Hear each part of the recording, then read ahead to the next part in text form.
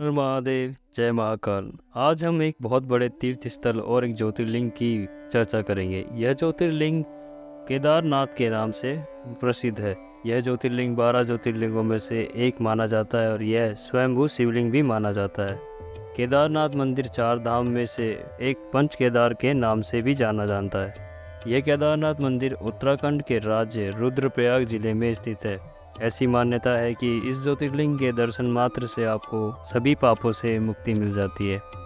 यह केदारनाथ मंदिर स्कंद पुराण और शिव पुराण में भी मिलता है। कहा जाता है कि ये तीर्थ भगवान शिव को बहुत प्रिय है। जिस तरह कैलाश का महत्व दिया है उसी प्रकार उनका महत्व भगवान शिव के केदार क्षेत्र को भी दिया जाता है।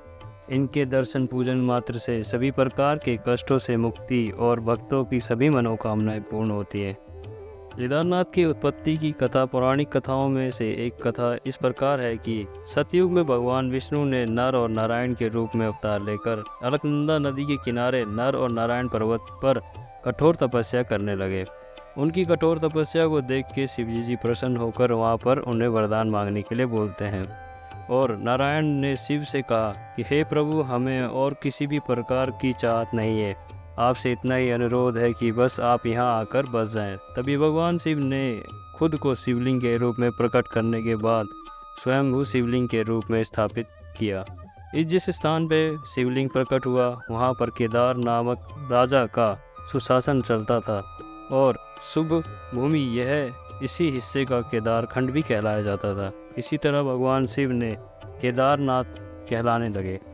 माना यह भी जाता है कि एक समय की बात है कि पांडव जब महाभारत का युद्ध विजय प्राप्त करने के बाद पांडवों को लगा कि उन्हें व्रत हत्या का पाप लगा है। इस पाप की मुक्ति के लिए उन्होंने भगवान शिव का आशीर्वाद पाना चाहा, लेकिन भगवान शिव उनके इस कार्य से रुष्ट होकर उनसे दर्शन देना नहीं चाहते थे। इसी प्रकार पांडव उन्हें खोजते हुए हिमालय तक आ गए, किंतु भगवान शंकर ने पांडवों को दर्शन देने से मना कर दिया। इसीलिए वह हिमालय में अंतर्ध्यान होकर केदार में चले गए। वहाँ पांडवों भी इधर उधर पके थे और वह भगवान शंकर का पीछा करते रहे। जब भगवान शंकर को यह ज्ञात हुआ कि वह बैल के रूप में धारण करके उन्होंने अन्य पशुओं में जाके मिल गए और उनकी कोई पहचान माप ना, पांडवों को संदेह हुआ कि भगवान शंकर इन पशुओं के झुंड में उपस्थित हैं। तभी भीम ने बुद्धि का प्रयोग करते हुए विशाल रूप धारण कर 2 पहाड़ों पर पैर फैला दिए। यह देखकर अन्य सब गाय बैल तो निकल गए, लेकिन भगवान शंकर रूपी बैल भी भीम पैर के नीचे से जाने को तैयार नहीं हुए, क्योंकि यह भगवान का अपमान होता है। यह देखकर भीम यह समझ गए कि यह भगवान शंकर ही हैं जो बैल का रूप धारण करके वहाँ पर हैं। तब भीम ने पूरी तरह अपनी ताकत एकजुट की और बैल को ऊपर झटके झपटने लगे, लेकिन बैल भूमि में अंतर्ध्यान होने लगे।